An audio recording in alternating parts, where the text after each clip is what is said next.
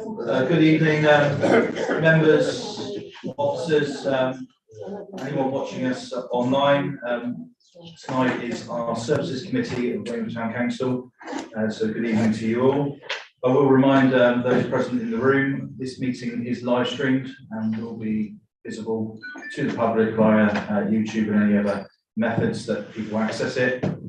So do obviously consider that during the course of the meeting. Can I ask if we've received any apologies for this evening's meeting?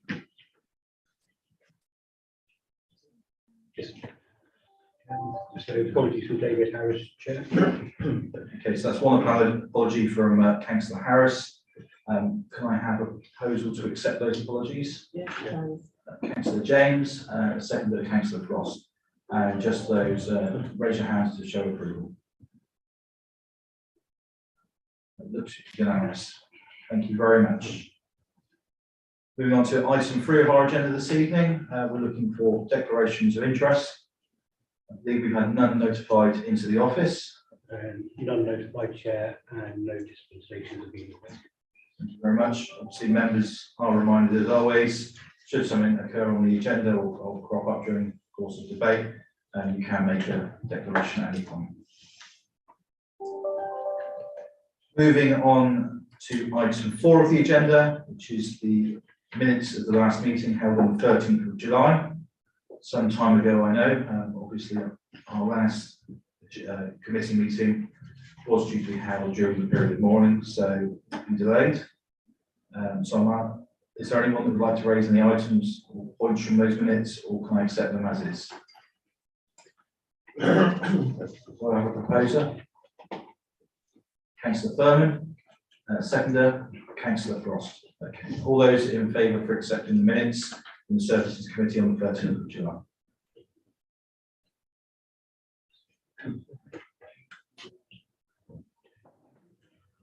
I think they made it. Yeah, I'm an abstention. Oh, sorry, one abstention.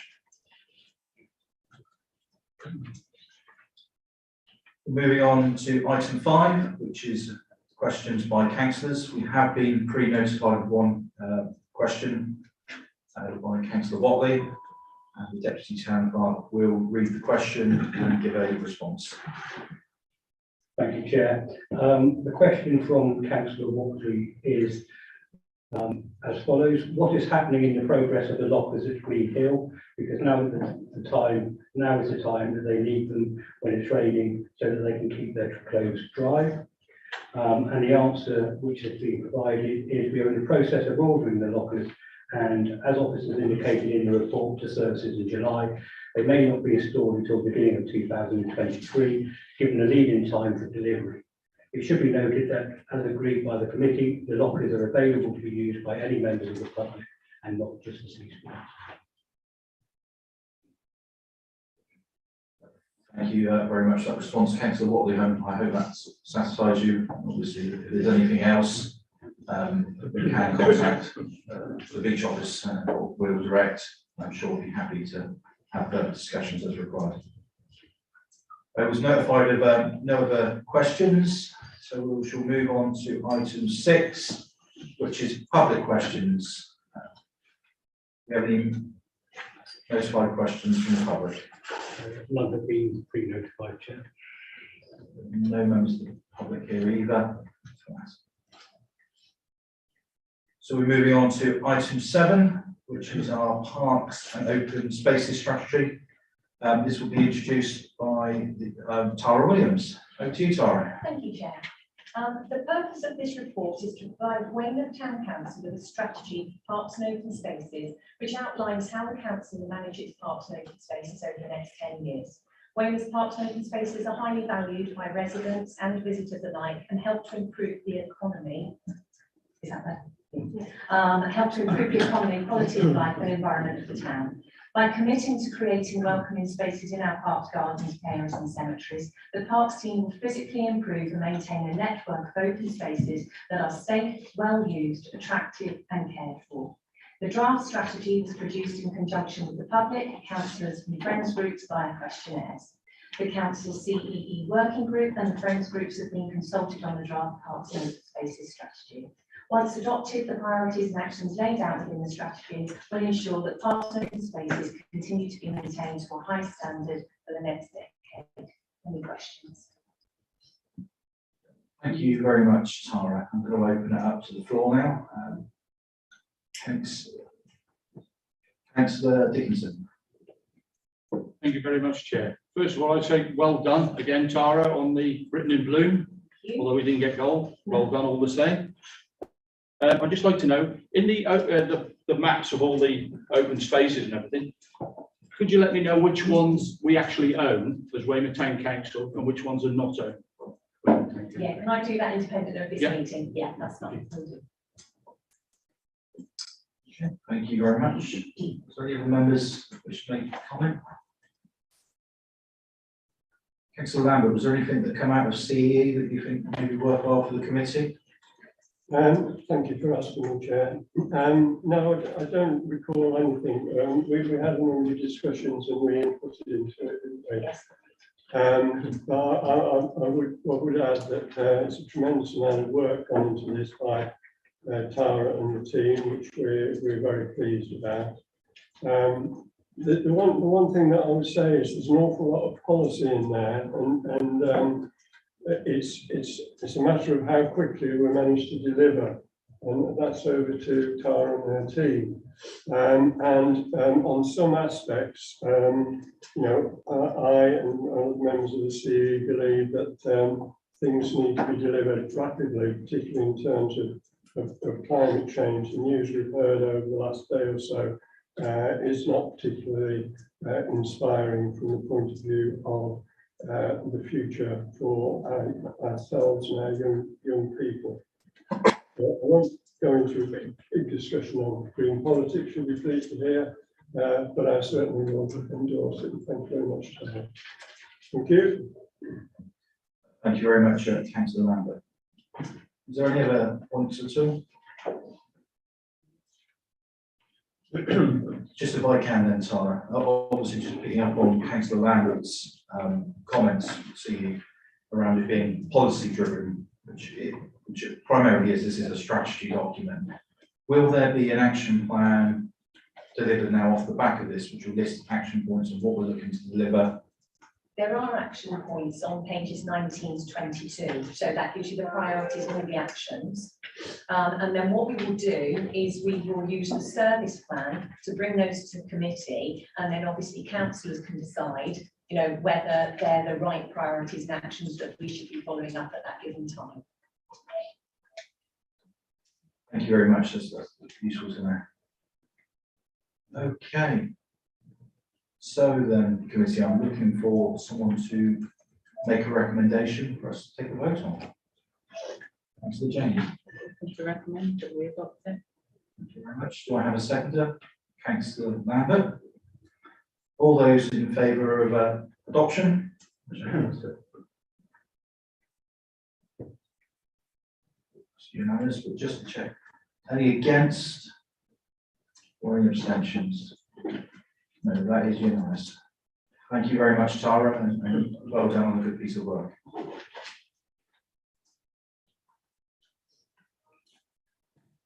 I think it's now back over to you, Tara, for item 8, which is the Queen Elizabeth II Memorial Tree. Yes.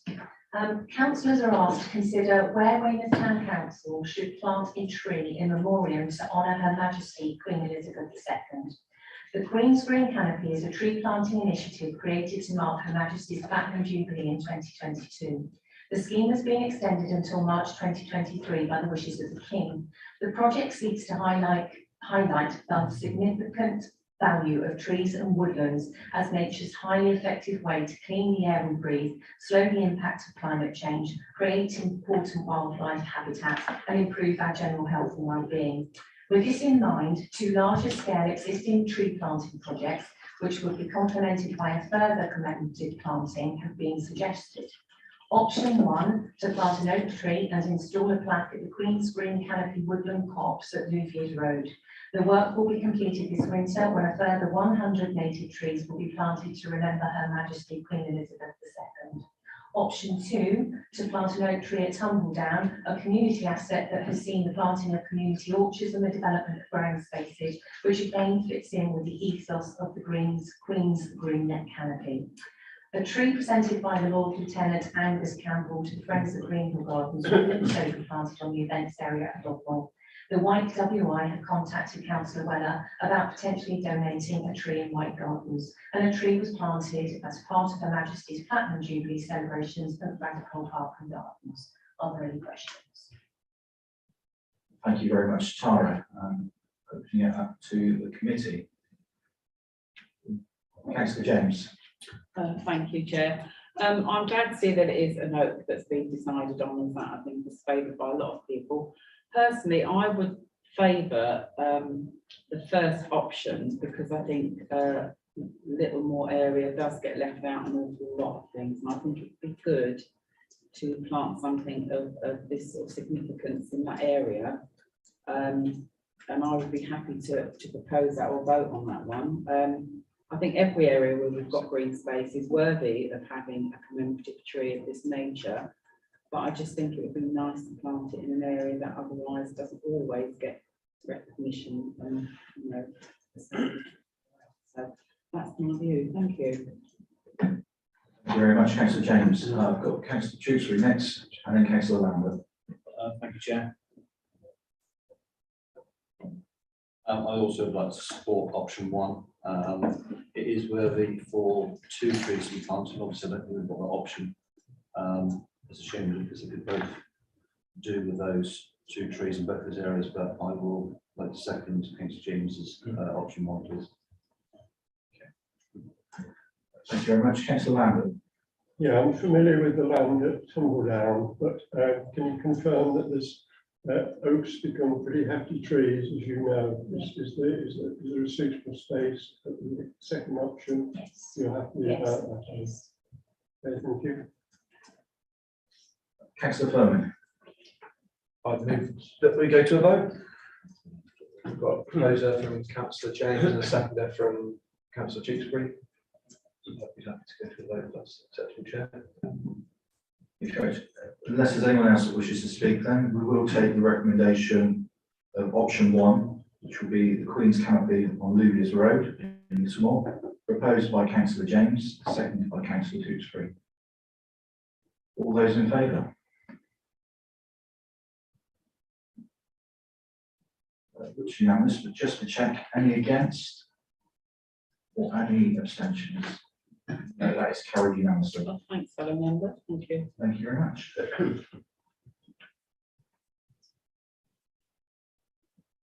Tara, I think that's you done for this evening, so thank you very much. Enjoy the rest of your evening. On with the agenda, which is item 9, review of public toilet service provision. I'll be handing over to our operations manager, Tony Hurley. Thank you, Chair. The Council's public toilet service is an important frontline operation that sees very high levels of use throughout the year, particularly during the holiday season. The Council has 10 toilet facilities, most of which serve the seafront area.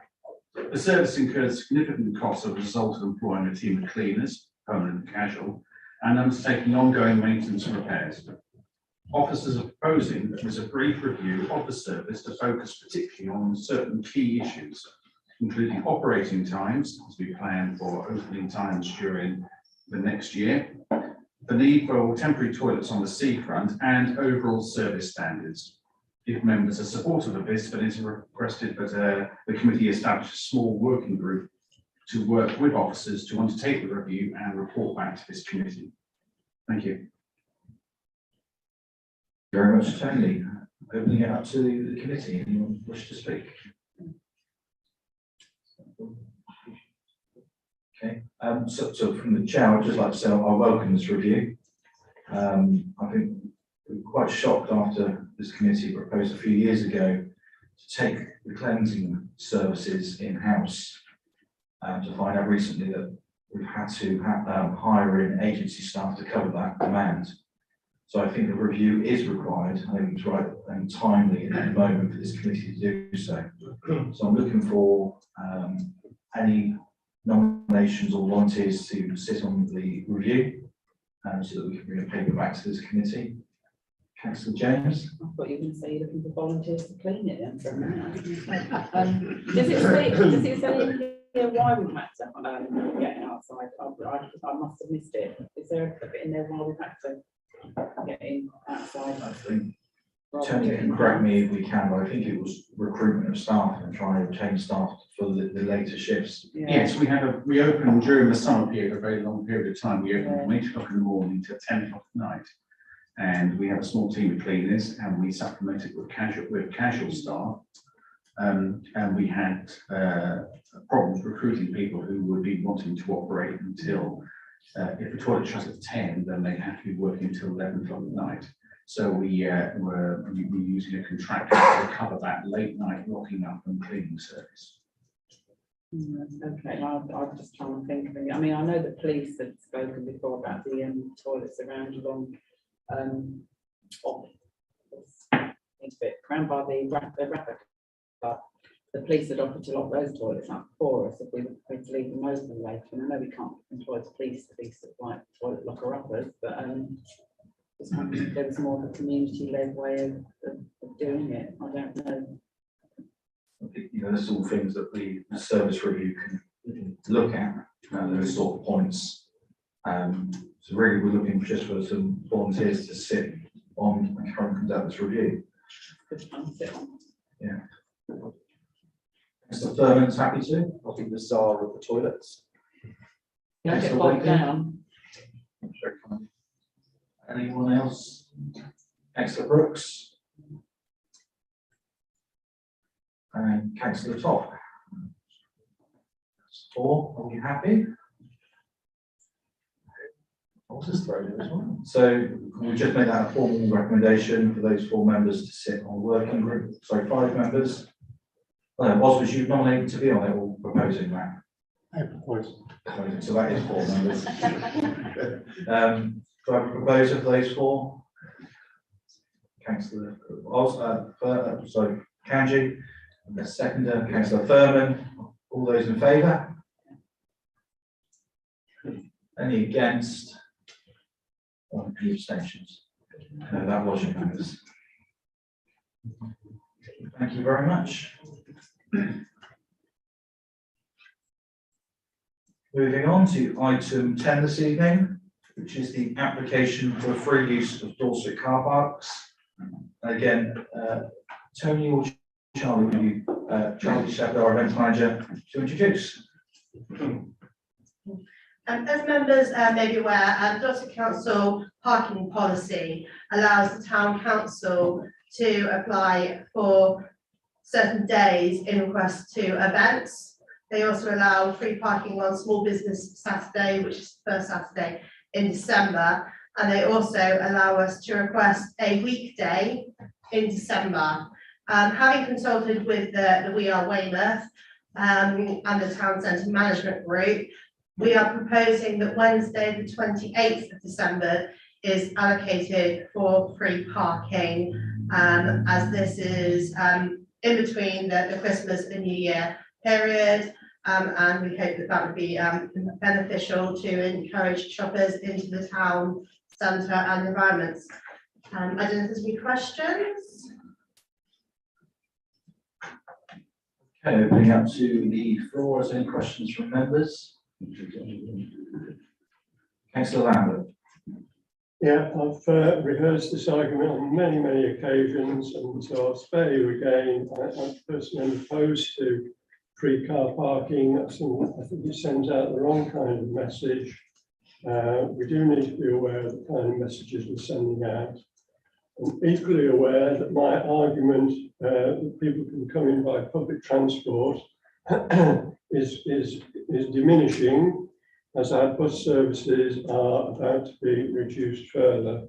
Nonetheless, I must stick to these principles, which I hold dearly. Thank you very much.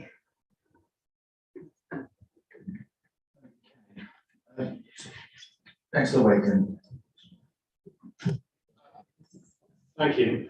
My question is actually, is there an alternative to just offering free parking, and not for this year, but maybe for a future discussion? could we perhaps just close the car parks for a day for a community event or something different? So this would probably keep Graham happy because we wouldn't be encouraging people to drive into town, but do something that actually people would come and visit and do community-wise. I see the BID are doing their elf attempt on a Saturday, so that's not a date we're allowed to have apparently. But I can see Charlie's prepared to answer. Why keep doing what we've always done? Let's try and do something different and see if we can evolve and adapt. Councillor Wakeling, I'm sure I can answer this one, but if not, Charlie will help slightly if needed. So the elf attempt has already been granted free parking as an event under previous recommendation from committee. The Dorset Council policy primarily is to support events in the town, so it's free parking for events, and it's meant to be for event organisers to use the sites to support the infrastructure of the event rather than offering free parking to attendees. Hence, I use the example of one I know very well, Councillor Brooks, Motocross. They have the pavilion car park to use as a pits. They don't have every car park and offer free parking for spectators because that's against the policy, Dorset Council policy. So primarily it is, exactly as you just said, for community use for events. Charlie, anything else to add there? I was just going to add that obviously the December, so the weekday December date that we can apply for is also in support of the local economy, so getting footfall into the town to spend money in Weymouth. So yeah, that's a free incentive or extra incentive to come into the town. Just one question I have, Charlie, if I can, and it was obviously you say we are Weymouth and the Business Improvement District are supportive of this date. Is there a reason this date has come after the Christmas period rather than prior to try and attract extra footfall shopping for Christmas, rather than after Christmas when I know there'll be sales in the town, but people are going to be really strapped for cash? And will they work on, it's going to be a tough Christmas for our residents as it is. And I'm just thinking, are we actually looking at the right side of the Christmas holidays to offer this incentive to come to Weymouth and shop? And I'd be interested in thinking, obviously, we are Weymouth Business Improvement District is there to represent these levy payers that would benefit from this. So I'd be interested to know why they recommended the 28th rather than the pre-Christmas run-up. Okay, we obviously looked at the calendar in consultation with them. It has to be a weekday, not weekend, so Monday to Friday. We have previously had it prior to Christmas, and I think that there was just a feeling that it was the first day after the bank holidays, and just would maybe give it a boost to the sale times. Obviously, if members choose to look at the calendar, an alternative date could be suggested. However, unfortunately, I don't necessarily think there's enough time to bring it back to the December Services Committee. However, if a decision was made tonight on a different weekday, we could report back, check with the BID to see what their thoughts would be, and then perhaps sign off with yourself, Chair. Thank you very much. Councillor James. I think this is a difficult one, isn't it? Because I think I can see what you're saying about after Christmas, but there will be people that have things like gift vouchers and money that they may want to come in and spend. But equally, I think before Christmas, although there won't be, I mean, we're still doing the small business Saturday, I'm assuming, parking, which we always Dorset Council do. I think before Christmas, I think people that have got any money or that are going to buy things, I think most people will just be so intent on getting into town, whether they've got to pay for their parking or not, they just want to get in, get their last minute shopping. I don't know if it would make too much of a difference. I mean, I'm personally, I'm happy either way. With whatever we do, it depends what the rest of the committee feel. I do get what people are saying about, you know, not encouraging cars, but unfortunately, that you're not going to ever get people out of cars that've got families that live further out of town. And with the buses, as we say, I mean, my ward or our ward, I think the last bus is at 2 o'clock now. to Westham. We are completely cut off after that, let alone get one other weekend. So I'm happy to go with that date if that's what the committee want, or if anyone wants to propose doing it before. I'm easy either way, to be honest. If it's a day's free parking, it's got to be grabbed at to help the economy. Thank you very much, Councillor James. Anyone else? Councillor Furman. Charlie, in terms of the free car park, is it a specific car park that we would like to choose, or is it a general blanket? Weymouth Town Centre car parks, which are run obviously by Dorset Council. So it includes such as Markham Regis, Park Street, Swannery, the Pavilion. It does extend to the node. I'm just trying to think if there's a sort of halfway between what Councillor James is talking about and what Councillor Wakeling is talking about, that we do have an interested group that would like to do a street food market. Why don't we do the Wednesday? So that is the day after the Christmas bank holiday, which gives us the encouragement of people to come in and spend money, but also use one of those car parks to host a Christmas street food market, or post-Christmas street food market. I don't know if this particular organisation is willing to do that, but it could be something where the community is using it. It is an event, but it's also increasing footfall into the town. I don't know if there's just a little bit of play between that. I get what you're saying, Councillor Byrne, but I'm not sure whether Dorset Council will let us actually sublet something out free, because that's basically what we'd be doing. They're giving us free parking, and then if you're having stalls in, who would be charging for those stalls to be there, if there's a charge at all? And then if there was a charge for a stall there, that would be Dorset Council that would want that. So I don't know. I mean, I get what you're saying. Yeah, I was just kind of thinking around the policy that it has to be for a community event, that we might be able to get around it by not charging anything and, you know, using sort of that way. Councillor Roos. I'm assuming that's something we could maybe look into and discuss at a later time. But what's the main discussion here is that date. And I'm kind of thinking in the lead up to Christmas, a lot of schools aren't intending to break up until that week leading up. And then you've got the 23rd, which is the last Friday before Christmas Eve. And you can almost guarantee the footfall will be heavy, because there will be people who haven't bought anything for Christmas yet, panic buying in town. So I feel like the 28th is probably quite a good date for encouraging people. And if we're being conscientious of residents who have no money, a lot of the people I know who are struggling will want to buy in the sales, and they wait until the sales. And as soon as the sales open, they're literally there trying to buy for next year's Christmas.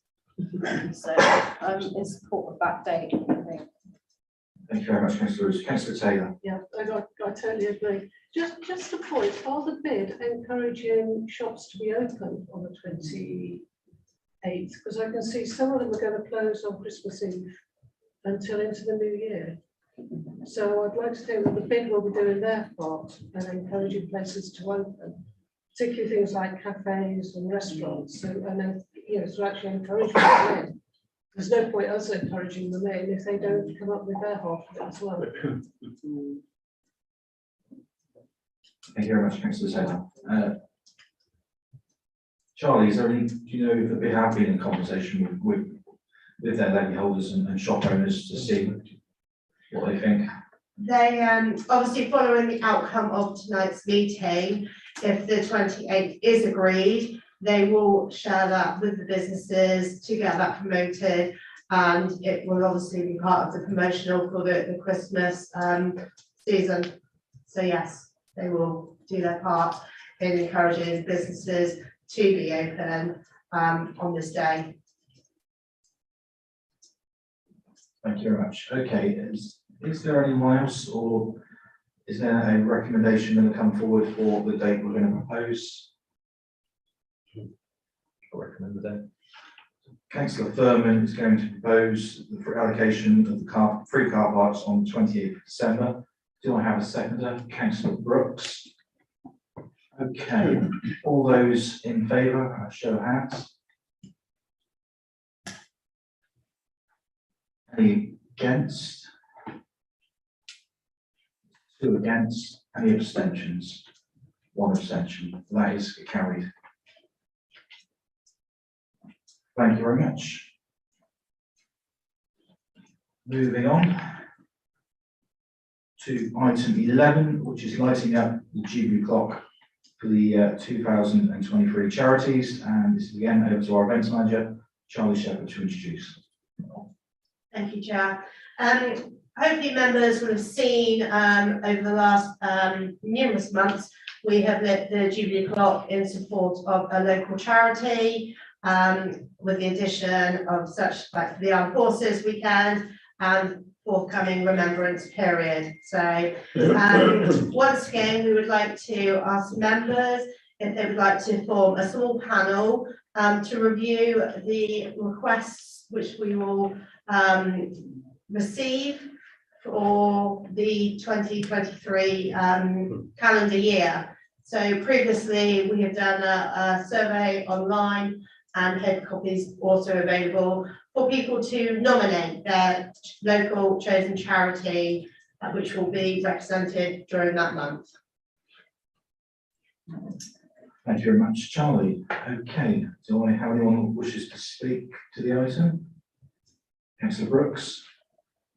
I think Chairman, I think these comments I sort of said about this time last year, that I think we ought to encourage local based charities.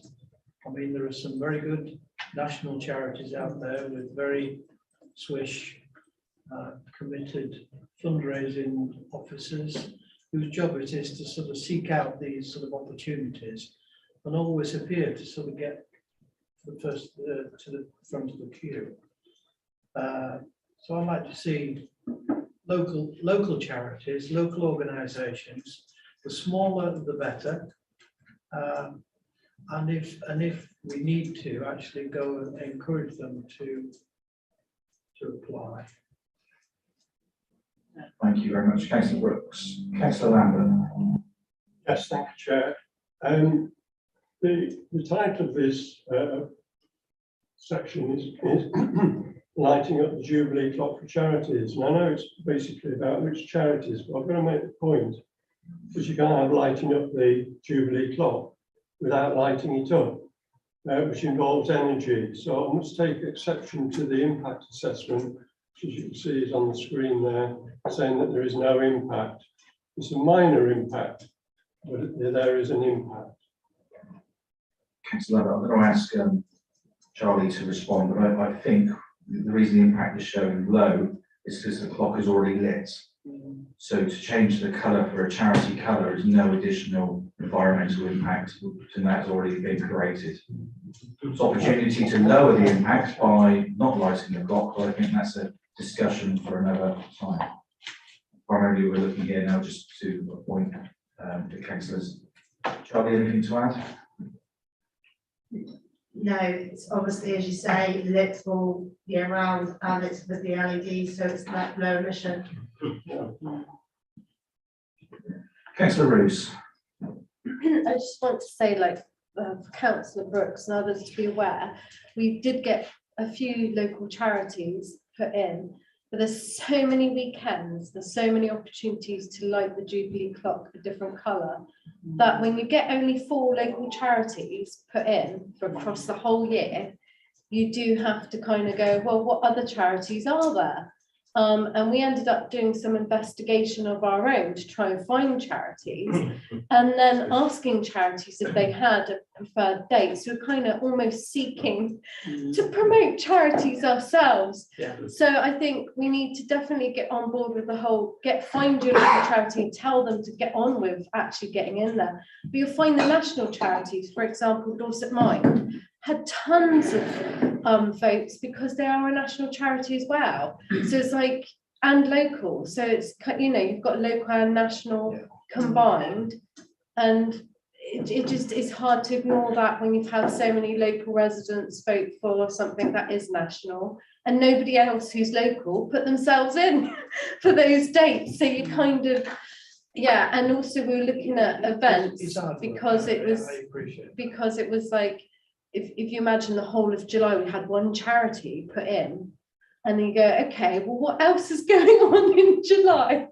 Do you know what I mean? So we do really need to push on that. So if you know any community charities or community groups, I'd say as well, tell them to put themselves forward. Councillor James. I was just going to more or less say the same sort of thing. So maybe it's how we put the word out to local charities. And I mean, Kevin will know, and those that have been there previously will know, when you get a list of charities locally, there is a humongous list. But I didn't know about probably 85% of those charities on that list. So somewhere there's got to be a list of all the local charities, and somebody needs to actually get that word out to those local charities to come forward, because there were hundreds, if I remember rightly. So it's how do we get that word out to them all and make it known that that offer is on the table for them. Thank you very much. Councillor Furman. Thank you, Chair. So when we first brought this back, I think 2 or 3 years ago, wasn't it, to the services the first year, it was tea for the good old days, and we experienced this, and actually it was a really good experience in terms of learning about the local organisation. So I'd actually like to make a nomination, if that's all right, and I think I can nominate somebody to go on the group chair. I would say our newer councillors, Councillor Young and Councillor Toft, whether they'd like to go on it, because it is really good experience in terms of having the process of going through and seeing what all our local organisations are doing, and it might be a really, I think, a positive experience if you'd like to take it up. Yeah. Okay, thank you very much. Thank you very much, Councillor Furman. Yeah, I'll be like corner. Before we move on to some vote on nominations, so I think as a member of the committee, I just wanted to speak also to say, picking up on Councillor Brooks's points and Councillor Roos's points, there is already a policy and guidance set around the charities that we wish to light up for. And I think we know when TIF set this up, it was locally or locally connected charities primarily to be done. There was also limitations on the amount of times we wanted it lit, because to have it lit constantly takes away from the ones that are being done, and it means it takes away that meaningless. It makes it meaningless. So there are guidance and a policy around how often, including some of the events, as Charlie's already said, around armed forces and remembrance days. They're already in the calendar. But I don't, and I said this 12 months ago, I don't agree that we should be nominating people from this committee. I don't think really it's right, and I think that the people that choose should be the mayor and deputy mayor, because they're put in that position to be, the first, the community champions almost of Weymouth Town Council. They're in connection with all these charities all year round. And I think, it's a nice thing for the mayor and the deputy mayor to be able to do together, rather than each year just appointing somebody different from the committee. So that would be my recommendation would be that the charities are chosen by the mayor and deputy mayor. Councillor James. Just to say in that respect then, think about the workload that they would already have, and whether they will have the time to be sat down looking at all those applications and nominating them. That's all I'd be worried about, is it might be the mayor's already doing this. If you look at the recommendation I've written, and over the last 3 years, the mayor is already involved in the selection process. Yeah, but she's not on her own though, is it? It's been with other people. Yeah. Yeah, it's been with me, but I haven't been able to make every single one That's what because I mean, of work. so And if, depending on next year, that could be big tricky. workload. Yeah, that's all I'm saying, is it could be quite a task for just the two of them to take on. Although I have to say, it's not difficult when you see that only 5 charities put themselves forward. Do you know what I mean? Like, literally, like, yeah. Yeah. Okay, and point taken. Yeah. Okay. I'm going to formally propose my recommendation. I just mentioned. Do I have a seconder? No, lost at the first day. Okay. Do I have a recommendation? Another recommendation on the table? We do. Yeah. I want to just, can I combine yours, councillor James, in Yeah. terms of us reaching out to local Yeah. charities, whether it's that database that we let them know that it's available, Yeah, and then also my recommendation that the nominations for councillor and councillor Toff as well. Is that all right with you? yeah, I think, your mayor and deputy, yes, but I think you need to have somebody else there to back them up. Like, if Councillor Reid says, all right, they only have a few applications, but if we're going to put this out, to get the word out, and then we're suddenly inundated, I would hate to think that it's just 2 people that are sat there trying to sort it all out without somebody backing, helping to back up. That's all I would like to say. We could have a pool of mayor, deputy mayor plus 3 others, of which a minimum of 3 could make the decision, maybe 2. So if, as Tia says, she can't get to every meeting, we'll then just say. It's normally quite a snappy process, isn't it? I believe, Charlie, you sit down, once the nomination's open, the list comes forward, and you sit down one afternoon and decide the list for the year. So it's not a rotation of people. It can be more than just once, because we end up with so few charities. We might be like, well, maybe we can let them know in the winter that they can go for it again.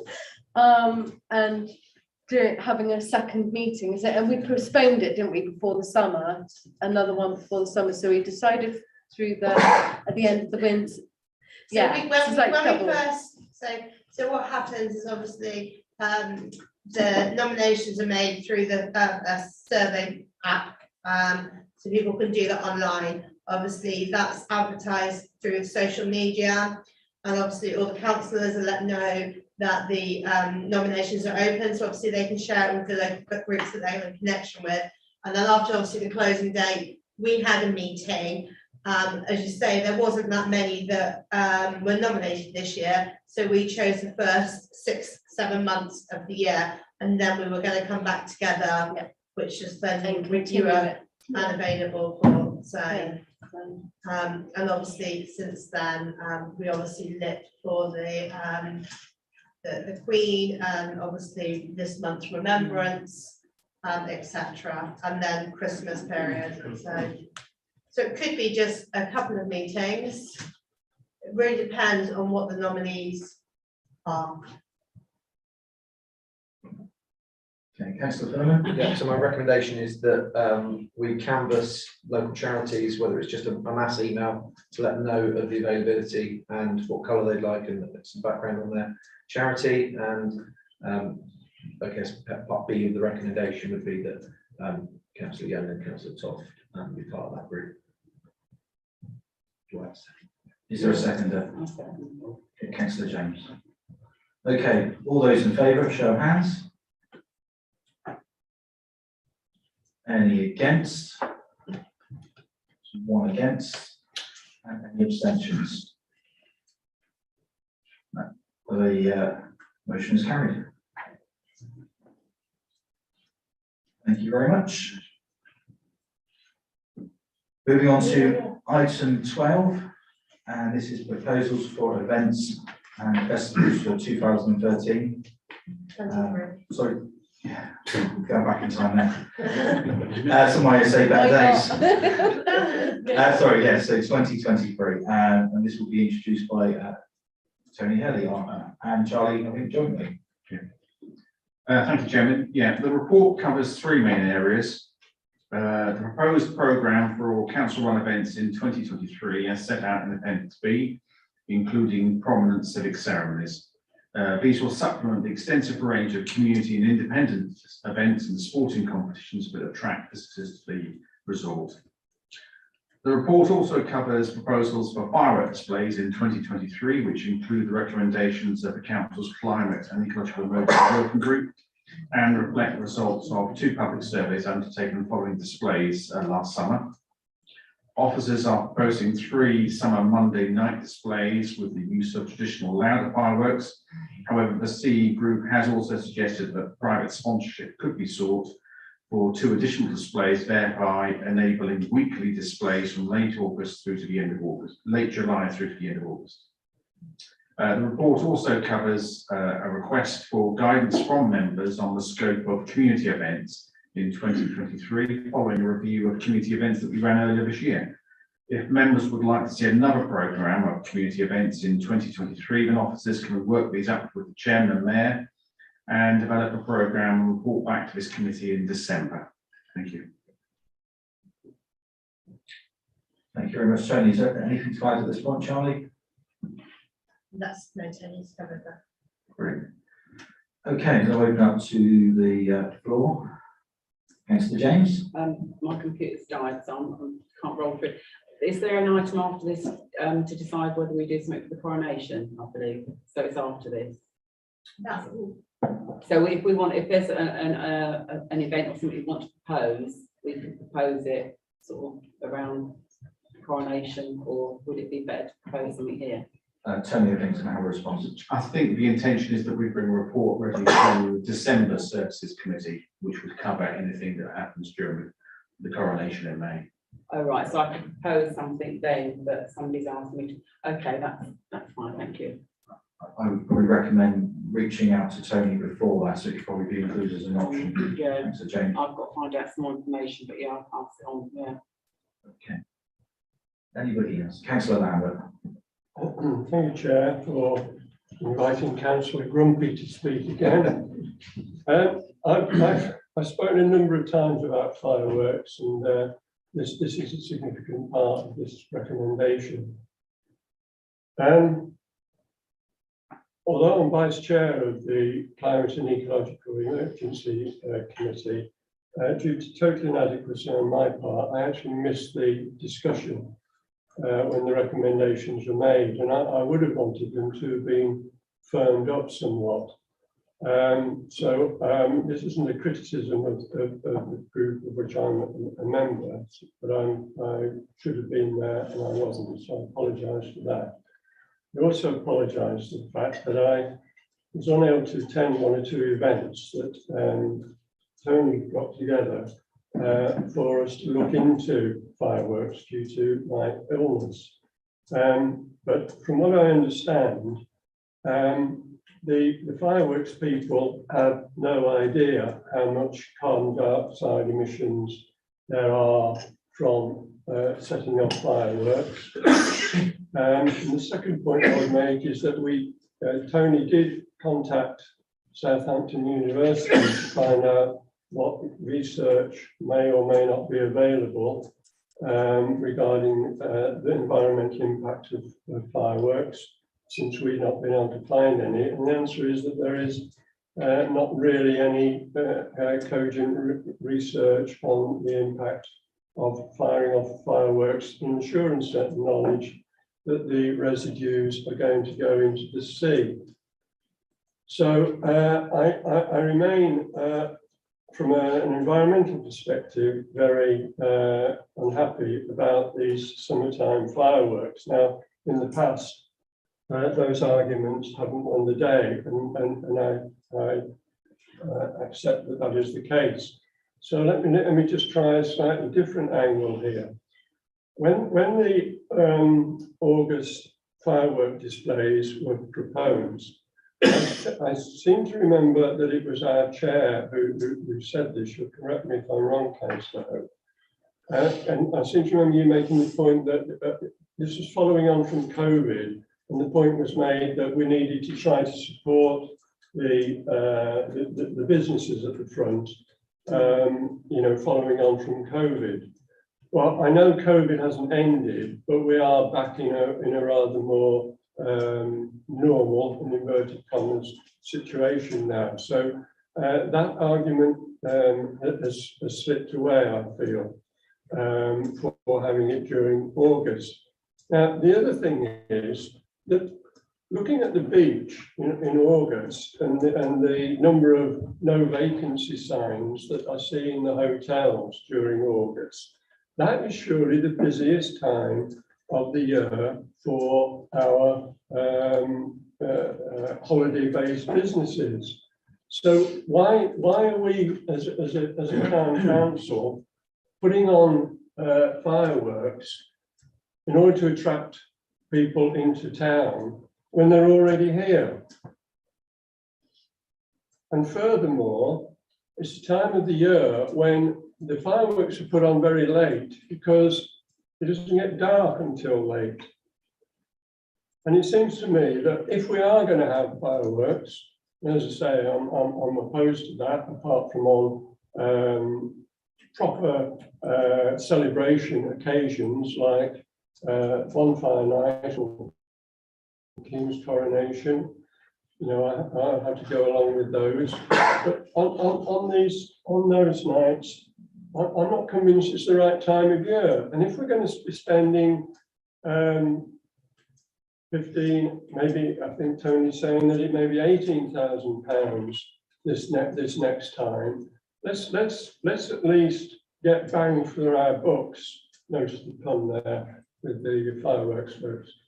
Let's see if we can get bang for our bucks by having it at a time of the year when we might well attract people into the town for holidaying when they might not be here otherwise. So I certainly don't go along with it on environmental grounds. I don't see the economic argument for it, I'm afraid, and I don't see the timing to be right. Thank you, Chair. Thank you very much, Councillor Lambert. Councillor James.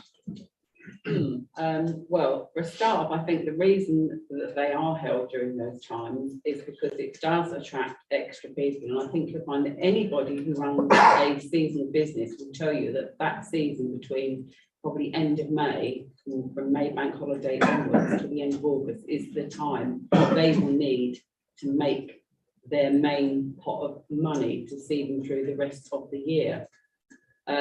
So trying to do it outside those times when it is probably school time, so unless you do it in June half term or October half term or Easter, children are at school, therefore parents will not want them out quite late, no matter what time it gets dark and what's happening. Most parents want their children to be in bed at a reasonable time to get up for school. So I don't think doing it outside any of those times. And I think fireworks, or whether we do fireworks, I think the first people you're going to have to go and speak to is every single business in this town that benefits from having those displays on of an evening. And I'm not sure whether we've ever done a cost benefit exercise as to see, I think we had to see what the spend is per head of people coming here to see the fireworks when they're on of an evening, irrespective of whether the bed and breakfast and hotels will all full up. Local people from as far out as Preston and Upway and Chippenham like to come in and watch the fireworks. So, you know, the fact that the town gets rammed that's good. That's what we want to see.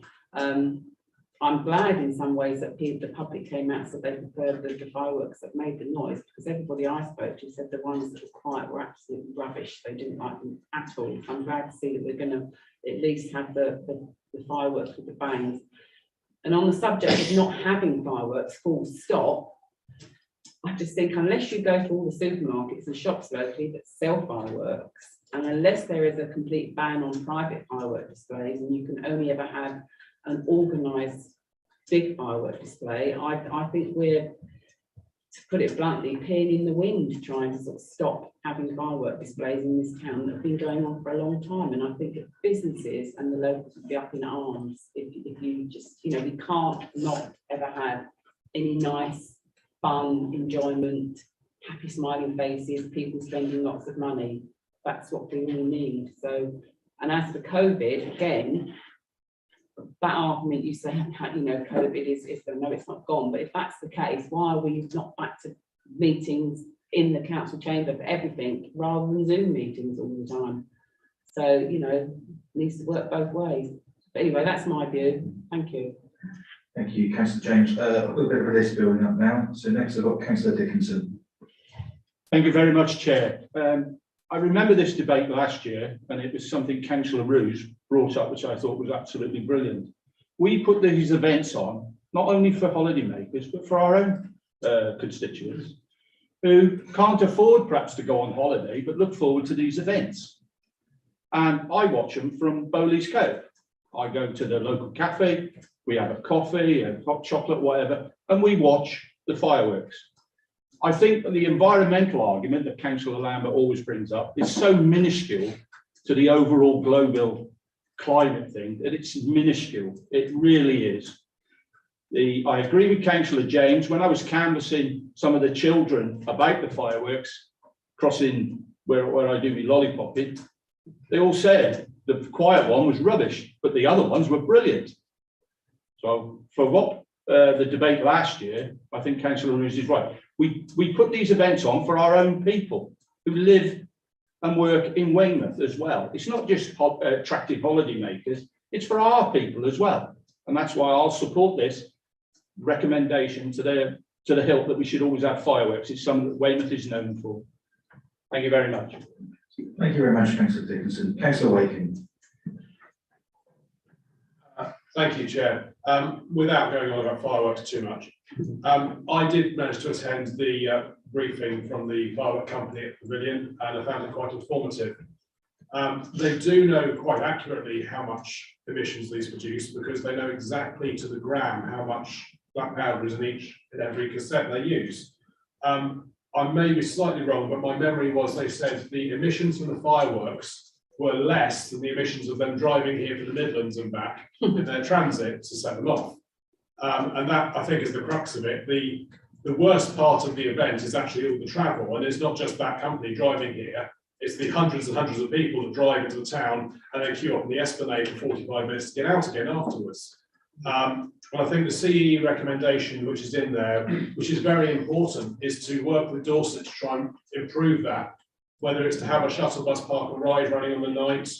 One of the suggestions was to close the Esplanade so that people didn't come in, and we've had reports of people just parking here, there and everywhere, and it's just a nightmare. So if we encourage them to either use the car parks on commercial roads or walk or cycle, that was a strong suggestion to try and reduce the impact of the event. However, I would like to move on. We've spoken about how much businesses benefit from fireworks.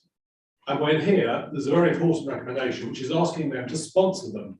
Because if they're benefiting so much from all these lovely events we're putting on in the summer, it'd be nice for them to sponsor them and help pay for some of them. So I think that's really important, and I just have to draw attention to that. But I think the recommendation should probably read council-funded fireworks in the second bullet, and look at sponsorship for other fireworks, because that's what this is about. It's not our residents paying for every single one, but actually getting local businesses to show their appreciation, because we know they're making money out of it, and for them to sponsor some of these and help us cover the cost. Moving on from fireworks. On the other items on this rather nice thing, I enjoyed the community events a lot. I believe I went to 5 of them, and it would have been nice to, I did see some councillors, like all of them, but it'd be nice to see a wider number of councillors attending them. I'm quite interested by the graphs on this report showing how much people supported things. And what's interesting is the change in priorities for different events. It's quite clear that different communities, and we do represent a varied town. It's a very interesting exercise there to see how different communities have different priorities within our town. And that's useful information that we gather from it. So I would support the recommendation. I'm not on your committee. I'd ask you to support the recommendation to do that again, or something similar, because I thought they were good events, the community events. And the only thing I'd like to finish on is to say, with the main events programme, the list of 10 big events we do, it's the same as last year and the year before that. To me, I know it's what we would propose for next year, but I would like to see some more innovation on that list. I'd like to see something different. I used to run businesses, and if you just tread water, the rest of the world passes you by. And we're a resort, we are in a competition with other areas for tourists. So from my point of view, we don't want to just do the same events every year. They have to evolve, we have to innovate, we have to look at the outside world and see where trends are and where things are going. So my only comment on it is I would like to see some more innovation or something different for future years. Thank you very much, Councillor Wakeman. Councillor Young.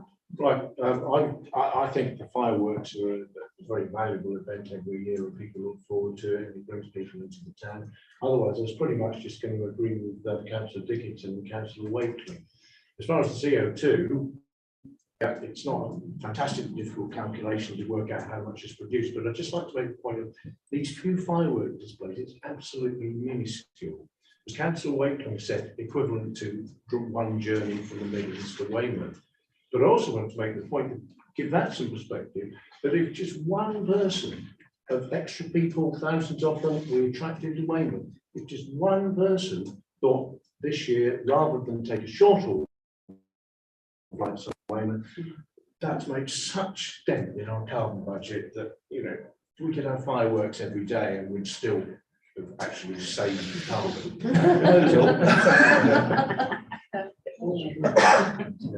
Thank you very much, Councillor Young. There's some very good points there. Councillor Roos. I wanted to say that interestingly from Councillor Furman's report back after we had young people attending the council last week, the beach was quite important, and I think it is quite important to young people. And the fireworks are part of, and I dare say it, teenagers having a night out. Yeah. You know, we've got to encourage them to have something a bit exciting to look, you know, launch their nights off with. But also, I think we need to engage maybe more with schools. My son's school have an eco council, and every year I say to them, can you come up with even better, more affordable alternatives to the attractions that we have? Because, you know, some of these kids see it as a fun challenge to try and think of all these futuristic. I mean, I've had the suggestion of drones and I was like, no, they're too expensive. But, you know, it's nice to hear the inspiring ideas that young people can have, especially when they are trying to be mindful of the planet and, you know, the economy. It's really good if we can just maybe incorporate them a little bit more, but also be aware that they do love their fireworks still and you know, want to have a good night out. Okay, who's Councillor James? Sorry, yeah, what you just said about the beach, actually, young people. I mean, I don't know how many of you went down to the Lego Men during the summer. I think I went every week bar one, and the amount of young people there. And in fact, there was me and a group of ladies of similar age. And we had quite a few young girls come up and were dancing with us because they couldn't believe us. You've got so much energy. And they were really lovely. They'd just done their exams, waiting for their results, and they thought it was absolutely brilliant. And I think there has been suggestions about more live music events on the beach, because the beach is underutilised at certain times of the year. And as for suggestions about other events, I know over the years there have been some really good suggestions put forward by, I think, you know, I can remember former councillors putting forward suggestions. There was a duck race that went under the town bridge with rubber ducks and things that was put forward. There was I won't say the word, SHIT, shirt day. Whereas Bridport have a hat day, we could have had a shirt day. There's been lots of other things. There's been go-kart racing or wind kart racing on the beach when the tide is out, like you have the motocross, you know, things like that along the expanse of the beach. Donkey racing, donkey derbies, all sorts of things have been put forward, and everyone's just sort of like, oh, well, you know, nobody's ever actually taken the mantle up and said, right, let's look into these things and see what we can do that is quite basic, quite cheap, especially one like more live music on the beach and places. So there's lots of things out there that we could do. The assistant town clerk would like to respond to this, okay? So just this week, myself and Tony Haley have been putting our heads together because we have been approached by a couple of, not just one, but two local businesses have approached us this week, and something that is literally just an idea at the moment, so please, and apologies I haven't spoken to Charlie, is we're looking at potentially something every night. So for example, Monday night fireworks, Tuesday night Lego Men, Wednesday night is currently free, but again, we've been given an idea, Thursday night, again, potentially another band, communities and so forth, but it's not about us necessarily facilitate, us providing those events, but being facilitators. We don't have to charge and make money, but it's actually extending that nighttime economy, and there being more visitors to do in the evenings and extend their stays. And that's also something that if anyone attended the recent Henway evening seminar meeting that we had a couple of weeks back, that's something that was suggested there. And from that, we've had local businesses approach us with some ideas, so it's certainly something we're exploring. Thank you very much, sir. Okay, I'm going to come to an end before we do, just to add on there. I think Councillor Lambert, you're right to quote me on my comment 2 years ago that was the fireworks, we used the additional displays to support businesses after the tough time of COVID. And I still stand by that, because if you compare the 2 Mondays, from the Monday where we have a firework display on our seafront to the Monday we don't, there's a handful of people wandering up and down the Esplanade, maybe enjoying a bag of chips on a summer's evening, compared to 10, 20,000 people the following Monday enjoying the firework display. So whilst I appreciate, yes, it's peak season and a lot of the guest houses and holiday parks are full, these evening entertainments in the summer and peak time draw those people back into town to spend money in the local economy. And we think that and it's a shame that we haven't got some of the information here from some of the surveys that we've done, Charlie, because I think that would be really useful to maybe just a note for next year. If we could gather, one of the questions we ask for people to fill in when they come to an event is, how much did you spend on the evening? And £6,000 to what we say to one of these evenings to spend in the town is a drop in the ocean. And Charlie, have you got any of those figures there at all? 2 seconds. It was one of the questions in the surveys that we did was how much did you spend on the evening? And it ranged obviously from a couple of pounds through to £100 per person. So I can find some details to circulate to members. So, you know, our £6,000. One question I had on this as well, Charlie, was we say that a big summer firework display costs £6,000, but November the 5th is £250 cheaper. Is there a reason that the budget on that is £250 cheaper, and could that saving be made across all displays? I think it's just, yeah, I think we just rounded it up to 6. It's no more than that, say, and also perhaps it's less appetizing for November the 5th because it's one-off rather than the 3 weeks. I think that, yeah. Okay. If we can save, we will save. Yeah. The other point, I think, Councillor Lambert, when we take into consideration the environmental emissions, is if the fireworks wasn't in Weymouth, would people be driving to Lyme Regis for their display? Would we literally just be moving the footfall that would be coming to Weymouth further afield in another direction to an display? And it's been, you know, we've had many conversations on this. Sometimes we have to do something that reduces carbon emissions and has an environmental impact to minimise the environmental impact in a greater way. And I think the fireworks is one of those. But that's pretty much, you know, my view. And I would like to see the full 5, if not 6 weeks have fireworks. So, you know, I would echo the views of CEE in my recommendation to officers to say, let's approach the bid, let's push the bid hard to fund one, let's push those businesses on the seafront hard to fund one, and because they will be rewarded in return with the extra footfall in the evening there the rest of the time. Second point, moving away from fireworks, I want to make was the community events. Like Councillor Wakely and I attended at least half of them, and I think they were very, very good. They hit a different clientele than some of our big, larger scale ones that the council do, and really made the council reach out into those communities and engage with those communities. So I look forward to seeing a proposal of events coming back to a future committee next year.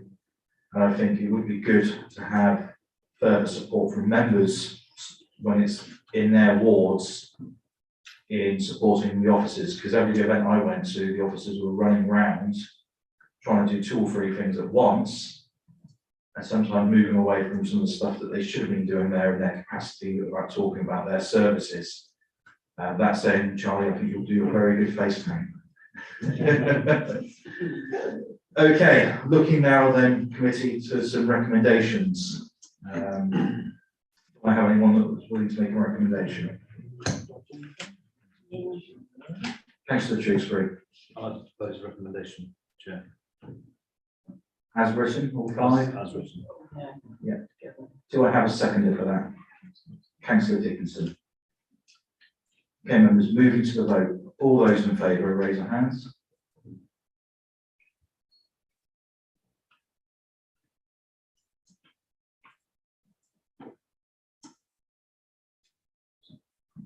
Well, 4, just checking those against. 1, and any abstentions? No. The motion is carried. Can I just thank the officers for their input into that, and I think that was for some good debate.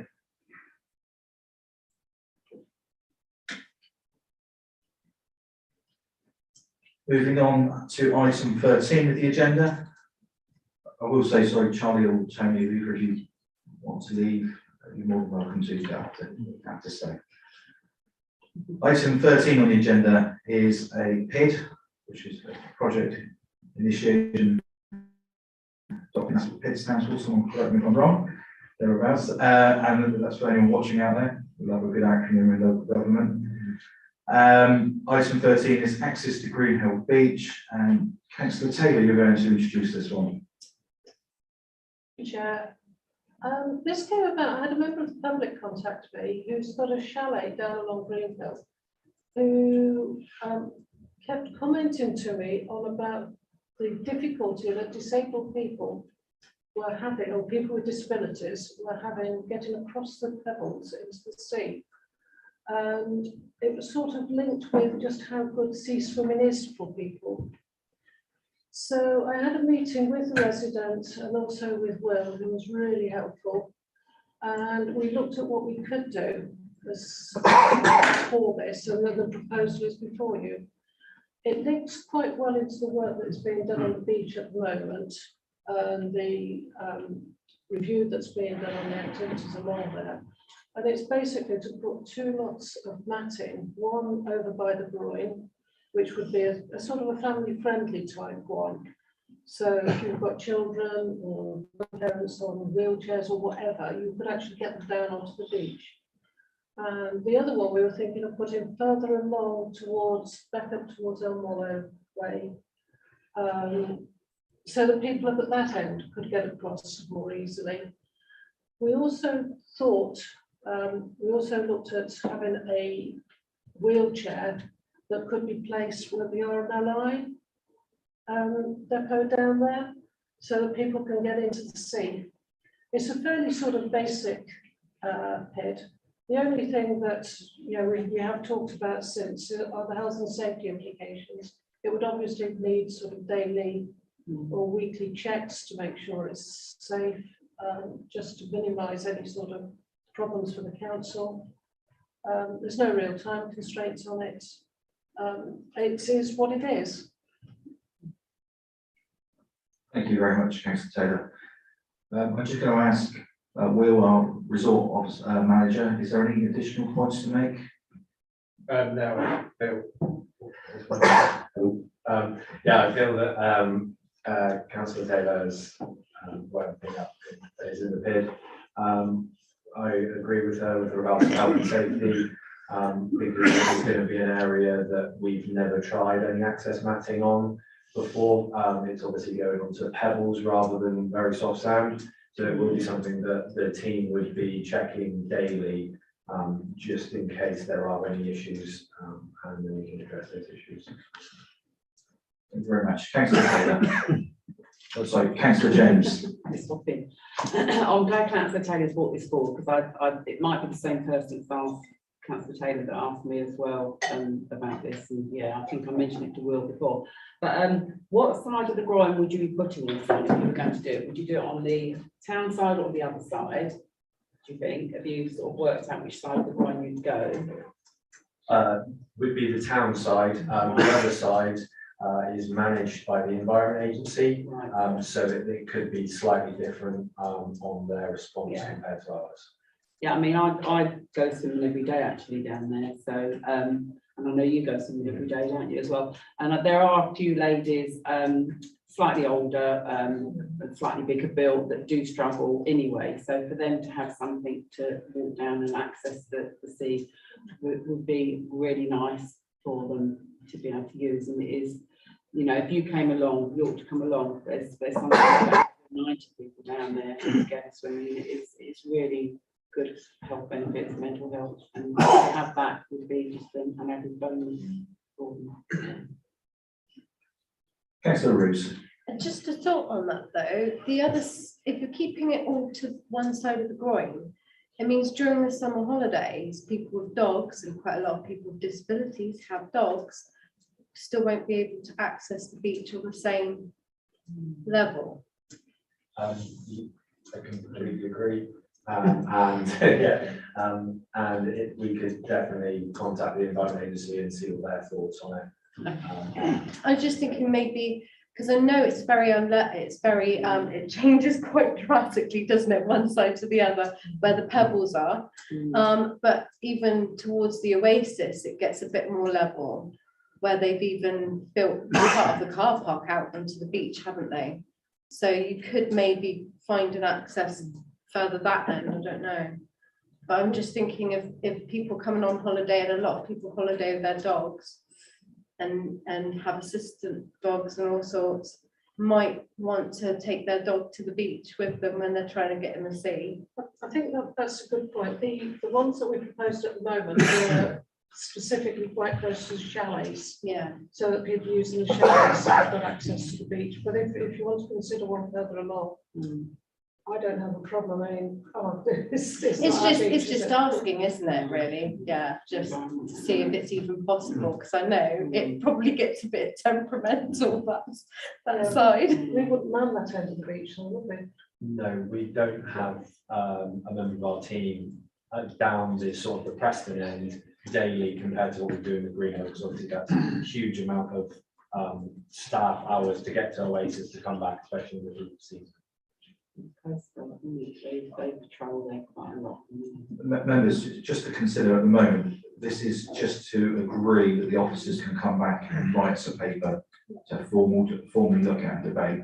And I think we'll very much take from this that the conversation needed with the Environmental Agency to see if there is things that could be done or they could do themselves, and include that in that report. I will say, I'll say this quietly, but I quite often go down to West Bay, and I noticed on one of their beaches, which is heavily, there was some matting. So it might be worth a little scope out there as well, Will, when looking at the operations. The other thing I would say, I obviously have no issues with the funding coming from Town Council, but I think look at grant opportunities. There's at least one local service organisation that could probably contribute towards the wheelchairs they have previously on the beach. Obviously you know that as well. As well as others, and I'm sure there's probably grant applications to help fund these sorts of projects to help get disabled and less able people into the water. So I'd say that's definitely worth looking at within the scope and one of the options that comes back to this committee. Did anyone else wish to speak? Councillor Taylor, you're going to make the recommendation? Yeah, I'm happy to make the recommendation. Councillor James is going to second. All those in favour? Looks unanimous, but just in case, are there any against or any abstentions? No, that is unanimous. Thank you very much, and we look forward to seeing a paper come back hopefully in due course. Next, we have another PID, and this is on beach hire equipment, and this will be introduced by Councillor Furman. Chair. So over the summer holidays, I met with Will and his team, very warmly hosted up at the beach office, and really got a sense of the day-to-day operations. And I thank Will for having such a cohesive team down there. It really is a shining example of kind of younger guys really getting in, stuck in, and just presenting loads of really energetic and positive ideas to me on what we can do with the beach. Through those conversations, there were gaps in what our services provide in terms of contactless payments for deck chairs, the cost of those services in comparison to other beaches. You'll see in the PID that I did some research around what other local resorts are charging in comparison for what we are, and I've given a kind of loose recommendation of what we could aim through that and generate some more income. Yeah, I mean, the PIDs before you, it was very much I'd like to say in partnership with Will in terms of what he was feeding back to me and what and how we can be more efficient, and we can bring our resort in terms of its progressive thinking around technology and the use of technology to make you know, more efficient spends and get more bang for our buck. Yeah. Thank you very much. Will, anything to add? No, I agree with everything that Alex is, Councillor Berman has said. It's what we as councillors like to hear quite often, that officers agree with us. Okay, again, members, I'm going to open this up for any comment, but we are, again, just obviously making a recommendation to bring a paper back to this committee for a full debate. But does any member have any desire to speak at this time? Was it like Baywatch? It was not like Baywatch. Well, it was Baywatch except without the quad bike and me with my shirt off. Okay, so we have a recommendation introduced, proposed by Councillor Furman. Do I have a seconder for this?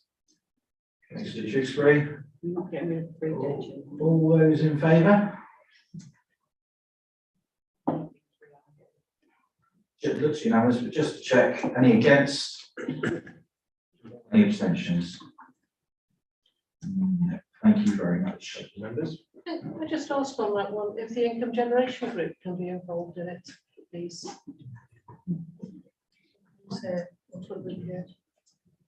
I'm sure we will reach out to income generation and make sure that they see any plan before it comes forward to this committee. Right, members, moving on. Just closer to the end. Item 15, these are information items. Members will be reminded, as we agreed a few months back, any questions that we want to ask on these should be submitted before the meeting, and then we're pre-notified. Our Deputy Town Clerk did circulate an email earlier on, so that if anyone does have any questions on any of these items, you can contact the project officer directly to receive an update. So these items are all just for noting. And we finish up then on item 16. So I will close the meeting and thank everyone for their attendance. I think the officers have all produced some good reports that have helped us this evening. So thanks to them, and thank you members for some good debate. Thank you.